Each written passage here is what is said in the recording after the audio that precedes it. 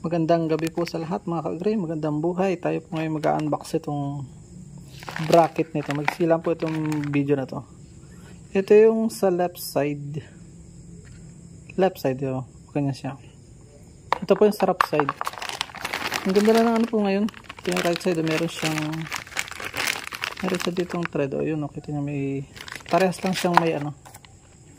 Parang metal sa ilalim. So bibili pa ako ng tornilyo na po pwede dito. Hindi ko alam kung anong sukat dito.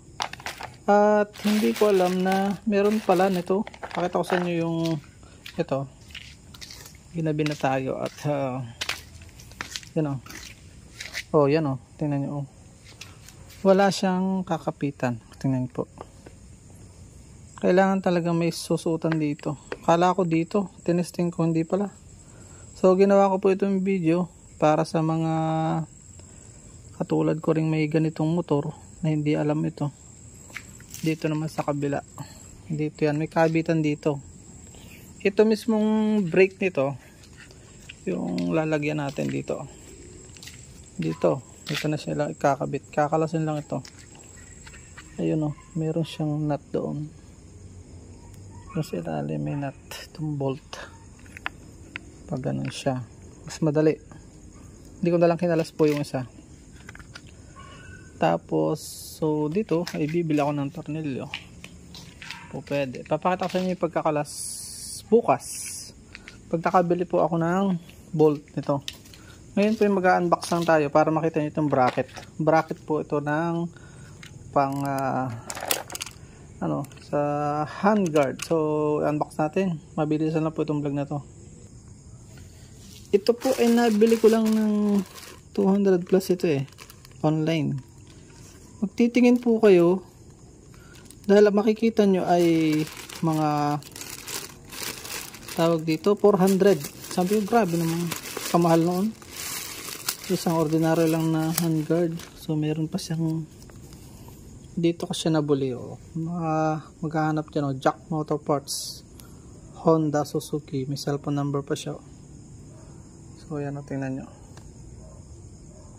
Disclaimer, tayo pa hindi nagpo-promote. So ayan, dyan ko lang binili. Kung ma-encounter niya sa Shopee, tingnan natin kung online siya. Mabait siya dahil nagsesend po siya ng picture. Tingnan natin kung maaari nga ito. Kung maaari, i-upload natin ang video. Legit ano siya original daw nakalagay. Original Honda. Mukha naman ng original. So ayan tornilyo na lang kulang. Natin kung kakayanan natin ng kamay. Ang kulit kinamay papanis. No, yan tingnan. Nakaganyan siya. Dahil dito lang naman siya pwedeng sumuot. Nakasuot. Walang lock sabihin isusuot lang siya doon. And then hindi ko talaga maintindihan paano siya susuot. Ay baka ito ang lock dito. Lalagyan ng lock dito. Dito lalagyan siya ng lock. Magnonood tayo ng tutorial ulit kung paano ikabit itong handguard na ito. So ito naman ay dito siya. Parang siya. Yun, gaganon. Noon. Yan, ganyan siya. Ano nga ba? Baligtad yata, yan. Manunod tayo ng tutorial kung paano siya ikabit. Madali lang naman po yan. So, sigo dapat siya doon. Ay, yun. Sigo siya doon. Yun Bakit hindi magsigo? Baligtad yata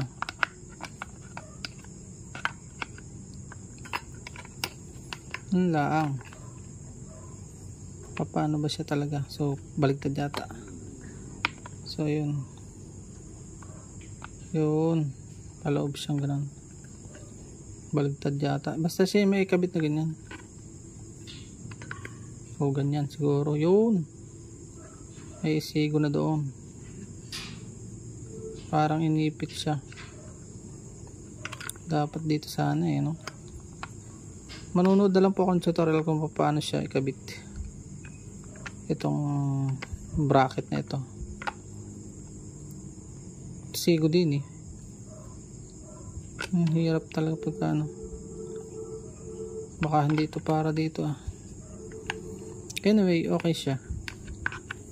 Hindi ko lang alam kung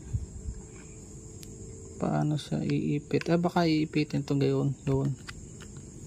Ganon. Para siya magsigo. Subukan natin.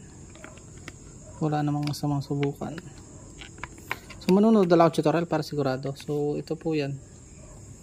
Bracket na yan. Mahalaga po yan. Pakita ko sa inyo yung anuhan niya, kabitan niya. Para at manunod po akong tutorial. Pagka ako'y nakapanood, papakita ko sa inyo kung paano ito ikabit. Dito po siya mga kawi. Susuot siya dito. Kakalasin nito. Madali lang itong kalasin. Hindi ko lang makita kung paano isusuot ito dito. Ano, magaling pa manood muna ako ng tutorial. Ganun lang naman, pakinabangan lang ng wisdom. So yan o. Pag naisuot siya, babagay na siya dyan. Tingnan nyo para yan. Yan magiging tsura niya. Medyo nakababa para pumorma. Yung kabila naman ay dito sa brick. Yan dyan.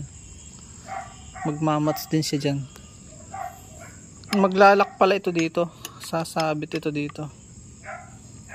Kaya mas maganda lagyan ko ng gasket para hindi siya masaktan ang magasgas. Ayun, ganun lang po siya kasimple. Maraming po salamat. Baka ito may kailangan pa akong gawing gasket nito kasi magagasgas ito. O kaya ilalagyan ko na lang ng goma. Paalam muna po sa ngayon. Hanggang sa muli nating tutorial at mga unboxing. Paalam and God bless. Ito gusto ko na kasi magamit. Ito nyo, wala pang plaka. So magwa 1 month na. Pero bukas ay mag-change oil tayo. Papakita ko sa inyo bakit 57 km lang ay mag-change oil na tayo. Ang ganda ni motor talaga sa gabi at sa gabi. Pero ano na siya eh, limited na ang supply niya. Parang limited edition na. So paalam and God bless.